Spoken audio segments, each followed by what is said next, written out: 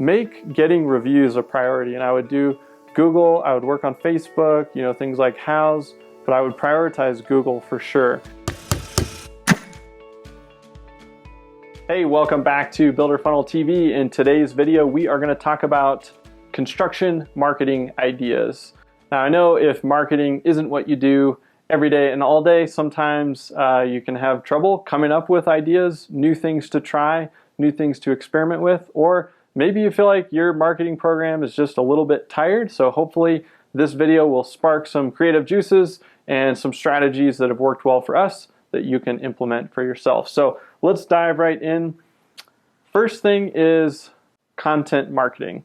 Now, all of these ideas that I'm going to run through, they apply to most every residential construction company. So if you're a remodeler, a home builder, or a specialty trade, these are going to be some great ideas that you can implement. So starting off with content marketing, basically content marketing has taken over the internet, taken over the marketing world for the last several years. It basically boils down to creating blog posts, creating videos, imagery, podcasts, all kinds of forms of content. Those are different mediums. But the whole premise is that people are out there searching for questions, searching for information, and you can be the source of that information. So if somebody's doing a Google search for kitchen design ideas in Chicago, you can show up for that. If somebody's looking for roofing repair costs in Denver, you can show up for that. And customers have a whole slew of questions. They're always wondering about things, especially when it comes to improving their home, renovating their home, building a new home. And so you want to become the source of information, and that's where content marketing takes place. So that's the first idea. Second one, event marketing. Now, events have shifted over the past 12 months. Some physical live events are still happening, but you can do a lot of digital events. So most commonly, a few that have worked really, really well in this industry are things like open houses, in-person seminars, or webinars. And so if you are a home builder, you might host open houses, and you might be doing virtual open houses. If you are a remodeler, you might be doing seminars on maybe the remodeling process or the design build process. And if you're a specialty trade, you might be doing something similar around your process. You might even do one on cost or different home improvement projects that add value to your home. So seminars, webinars, these things are great because one, they kind of flow into idea number one, which is they are a form of content marketing, but two, they actually allow you to capture leads and you can register people. And typically, the people that register for events, they're more qualified than somebody that's, say, subscribing to your newsletter or something like that. So event marketing is great. I know some people that have relied on in-person events, and they maybe do 2, 4, or 6 events a year, and that's where they get pretty much all of their business.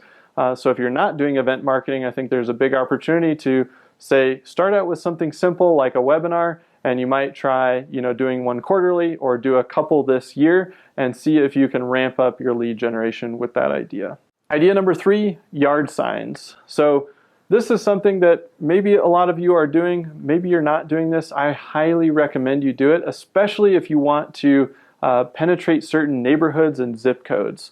So if you're in an area and you're doing a job at one house, like put a nice visible yard sign there.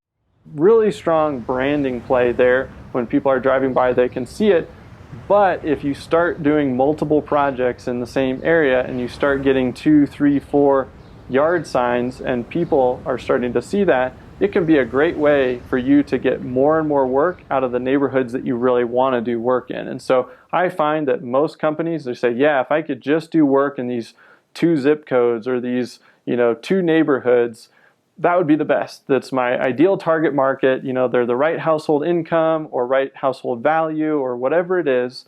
And so if you start to brand yourself with just a handful of yard signs, people start to notice that really quickly because you've got multiple touch points and visual points within that neighborhood. And then they're always popping up and people are seeing those. They drive to and from their home several times a day, most likely, or at least a couple of times. And so you're getting a lot of branding power there. So don't sleep on the yard signs. Idea number 4 is search engine optimization. Now this is a huge topic and I'm not going to dive all the way into it. We have a whole mini series that we'll put as a link below that you can learn a lot more about SEO. But if you're not investing in SEO or search engine optimization, you really need to. And we've kind of moved past the, oh, SEO, that would be nice to work on, or yeah, that would be great, or it's this new thing. It is just a part of digital marketing today. And so if you're not investing in that channel, you're definitely missing out on opportunity. And as the buyers age, like we're seeing people that grew up on Google, they're extremely comfortable with Google, they trust Google even more than friends and family. They're the ones that are doing the searches more and more as we move through time. And so if you're not showing up as they're looking for questions or looking for companies, then your competition is going to be getting found there. All right, next idea is around power partnerships. Now I did a whole video on this, which you can go check out on our YouTube channel. But the basic concept here is that there are probably lots of other congruent companies in your town that have the same or very similar customers, and you could form a relationship with them and they could send and refer you work. So a quick example of that is if you are a kitchen remodeler and maybe you don't do any exterior work, you could go partner with a bunch of fencing companies, landscapers, and say, hey, I would love to pay you a referral fee if you ever come in contact to somebody that wants to redo their kitchen. Send them my way. If I close the deal, I'll cut you a check, and you can form a partnership. And again, I do a deep dive on that. Go ahead and search for power partnerships and look that up on our YouTube channel. But that is an extremely powerful way to get more referral work and more warm leads coming your way. All right, idea 6, video marketing. So video is becoming more and more powerful. It's also becoming more and more of the content on the web. So even just look at your own experience. Scroll through Instagram or Facebook, and probably most of the stuff that pops up in your feed is a video. My guess would be over half, and there's some projections that say that video is going to be like 85% of the internet within a few years. And as your consumers are searching for information and questions, a lot of times they just want to watch a video versus reading a big long page or a blog post. Now, I'm not saying don't do blogging because those things are extremely valuable, but the video component is extremely powerful and it allows you to connect with your viewer before they've even met you. So you can be doing customer testimonials, you can be doing project spotlights. Those are a great video idea. Customer FAQs, that can be a really powerful and simple way because you're basically answering a question that you already know the answer to, so you can just get in front of the camera, answer that question, and then put that content online. And then I highly recommend doing some team member bios and some videos that basically showcase your team, because that will allow your prospective customers to get to know not only you, but other members of the team, again, before they even enter the sales process. And what that does is it starts to separate you from your competition and brand yourself and connect yourself more with that prospective customer. And so it gives you an edge when they actually start entering the sales process. All right, idea number 7, apply for some awards. If this isn't part of your regular process, awards can be a great way to differentiate yourself from some of your competitors, and they're just a great marketing play. You can share that you won an award on social media, you can put it on your website, you can send it out to your email list, and it adds a lot of credibility to your business. So a lot of times these award companies, it's a whole business model. You got to pay to apply, and then if you win, you basically got to pay for your own trophy and all this other stuff. But it is a cost of marketing, and if you do win it, then it really does play into your favor when it comes to utilizing that in your marketing efforts. All right, idea 8, start a referral program. Kind of briefly touched on that with power partnerships, but you can do this with your customers. You want your customers that had great experiences to be actively looking for people to refer to you. Now, in the internet marketing world, they've done a really good job of taking this to another level, and they call it affiliate marketing. And so people that have a product or a service, they will go out and they will actively try to find tons of people and say, hey, I will give you this great referral fee if you send business my way. And if we were just taking that concept and applying it a little more heavily into the construction space and basically saying to our customer, hey, if you send somebody my way that signs up, I'll give you $1,000. Like, that's more motivating than, hey, a $50 gift card. And a lot of times, especially if you're a design build company and you do projects that are 50 to 500,000 and you send somebody, you know, a $50, $100 gift card as a referral thank you, you know, it's just the ratio isn't quite on there. And if you look at it as just kind of paying a commission, basically saying, hey, I didn't have to go do marketing for this work. It came to me and I'm only paying if I close the deal.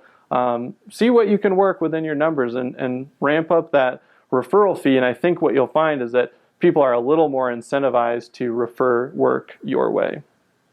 All right, next is a little bit different, and I would call it, I would put it in the customer delight bucket. So if we think about marketing, traditionally we think about things like, you know, branding, signage, our website, social media, maybe old school was radio, TV, billboards. We kind of think about these external things, but if we think about it a little bit more internally from the whole process that the customer goes through, you know, from the point of signing the contract, that's really where they start their direct experience with you in terms of what is this going to look like as I go through the project, what are the different touch points. And so if you can add some customer delight moments, that can really spur some of the referrals or good word of mouth that you have around your company. An example of that would be, say you're redoing somebody's kitchen and they can't really use it right now.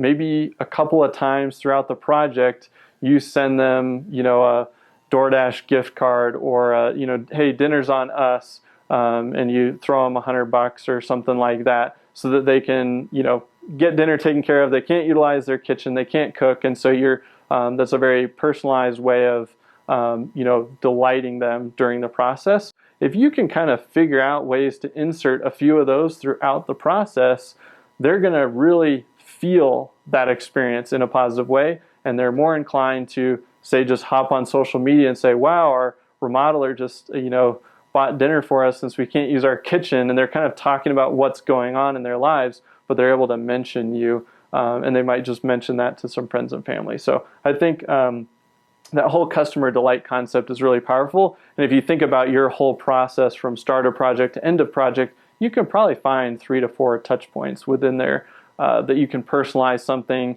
or even do something the same across the board for all clients. I think the more personalized, the better, but you can systematize it for sure. All right, item number 10, pardon your dust letters.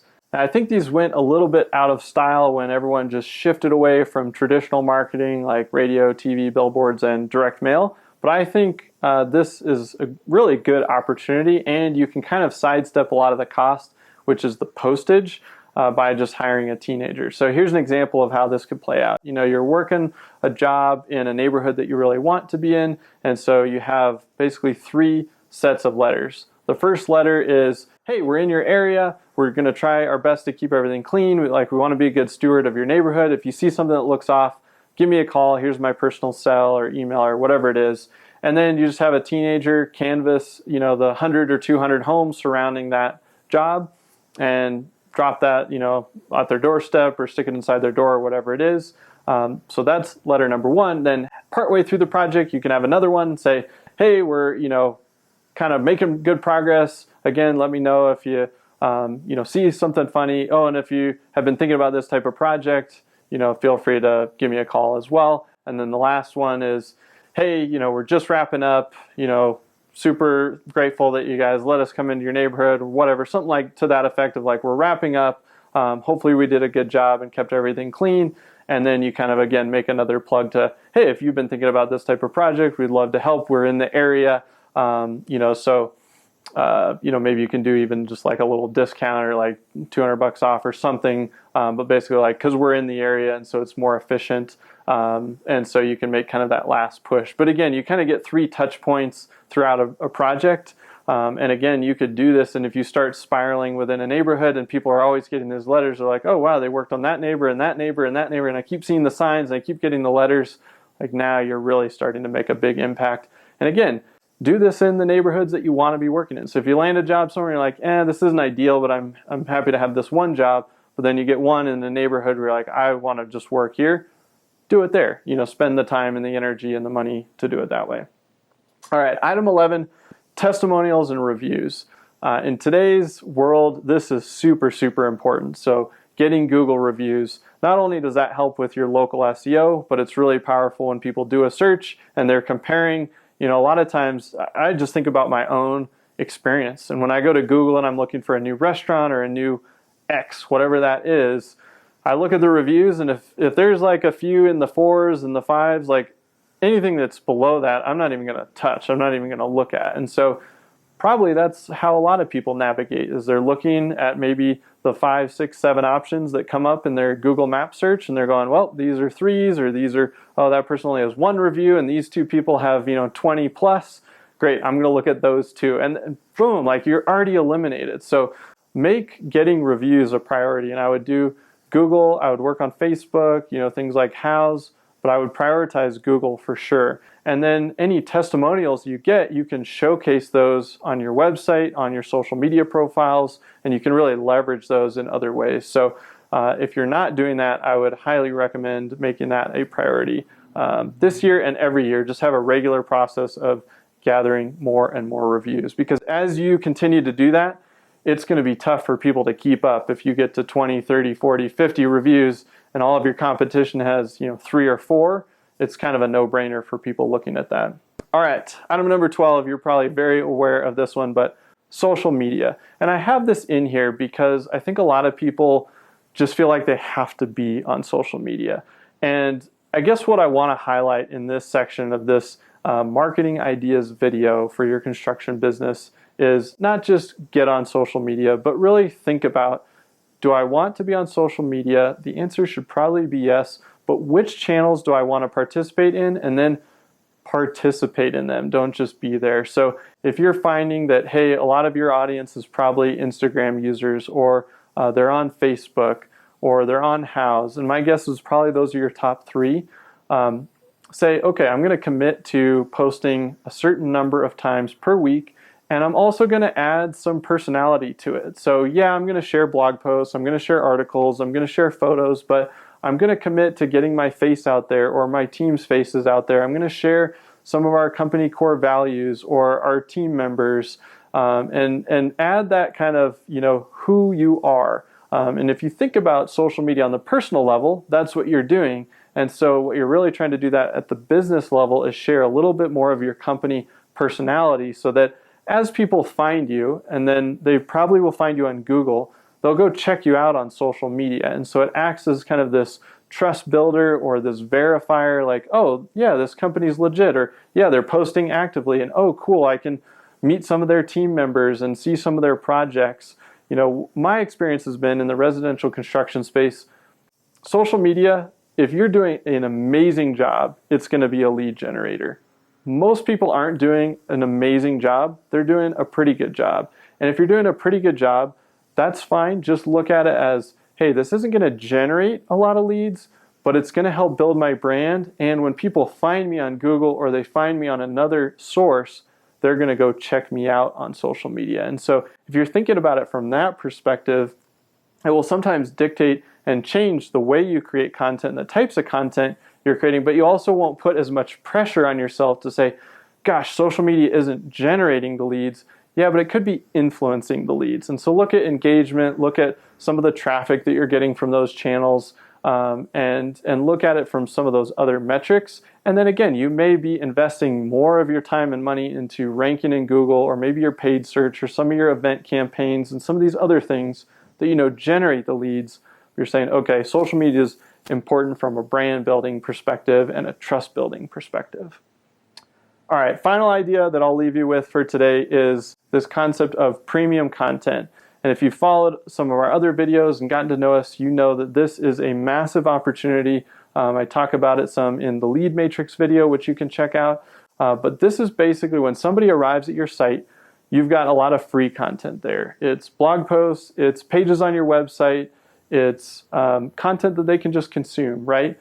And then you have premium content. And this is something that could be a design guide or a cost guide, something where they're going to have to fill out a form, and then you're going to give them this content. And that's why it's premium. It's a little bit extra, but it acts as a lead capture point. So for all of those people that end up on your site, they're doing research, they're not ready to click the schedule a consultation or get an estimate button, this is a good step for them to kind of raise their hand and say, hey, I'm interested, I'm researching, I'm just not ready for that sales conversation. And now you've captured their info and you can stay in front of them via email. So we call that premium content, and it is one of the most underutilized components on websites today in an effort to capture leads that are in research mode. All right, guys, hopefully this video gave you at least a few new ideas or maybe a new spin on some ideas that you're already using from this list.